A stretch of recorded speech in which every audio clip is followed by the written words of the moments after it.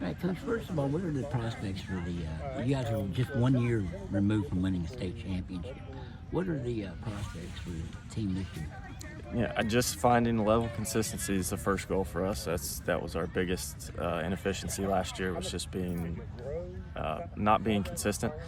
And I think 7 days in, we've found a level of professionalism in the way that we're going about our work. So we're getting there. We need to get some games under our belt with this crew to make sure we're still on the right trajectory. But it's a very athletic group, good technically, and I think we have just as good a chance as anybody. You lost a lot of guys from that state championship last year. Mm-hmm. Was it still a disappointment that you weren't able to get back to the region final? No, it's never a disappointment when you're coaching high school soccer in my eyes. I mean, it's about the kids and their development and the memories that we share. So no disappointment for me. We just go again. Who are some of the guys coming back? Well, let's start with your keeper. You had Joe was there in Cochran for forever. And, I mean, he was the goalie of the year, I think, the year you guys won the state championship. How do you replace a guy like that that's had so many clean sheets throughout his career? Just next guy up, W. Vickers will get the call. I've said before, I think he was on par with Joe in shot stopping ability. Positioning maybe a little bit off. He's longer, lankier, a little quicker, but foot skills just a little bit off from where Joe was, but we're getting him there. And he's a confident kid, and now we just got to get him comfortable and making sure he's doing the right things. But he's going to be fine. You also had one of the better defenders in the state, in Adam Seams.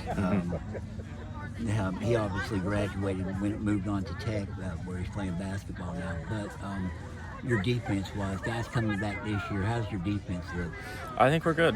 We've got some good speed back there, something we haven't had in a couple of years. Even when Adam was playing, we didn't have great speed. We just had some smart guys. I think I've got a good mixture this year between smart players, speedy players, and then also guys that are technically sound and be able to play the ball where we need it. So I think we have a good group, and we've got good depth at that position as well. Who are some of those guys? So Nixon Brown, August Vincent, Nathan Pack, Isaiah Barton Slogger, Christian Knafney, and Brady Thompson. That'll make up the depth of the back line. And they all interchangeable, so we can put Nixon as a center back or a right back. We can put August anywhere in the back line. We put Christian. We can put all six of those guys anywhere in the back line. They're going to be able to compete. They've got good speed, and just making sure we're figuring out the right assignments and covering the right grounds is the next step. What about goal-wise scoring? Your strikers, your wings. What about those guys? Yeah, we've got good depth there as well. We'll have Dylan, DePriest Thompson, John Withrow, Parker Hill, and then we'll also use Paul Kuchera and Rod Weichel. And Jose Nunez is depth for those three guys. Again, a pretty pacey group. Different between the three sets. If Paul gets in the game, he's deadly on his left foot. Jose's got blistering pace. John, Parker, Dylan, best all around between that group of six. All three of those guys good on both feet. John's extremely fast. He can score with both feet. Parker, Chief, he's going to be a nuisance for people this year. Traditionally, he's been a center back. We're moving him a little higher, but he can play anywhere. But he's going to be a problem this year. So those are your main. That's my top six up front. So with a start, maybe starting, maybe depth, but they'll be interchangeable. How did things change for you in the program after winning the state title? I think everybody just assumed probably that George Washington would win again. You guys went on one heck of a roll over the second half of the season. How did things change for the program after winning the state title? I think it created an expectation within the program to be great, and I think it weighed on those kids' shoulders too much for 18 and below kids. I think they took that as not only the standard, but something that they had to live up to. And I think that was our downfall. That was our inconsistency. The kids were trying to be people who they were not.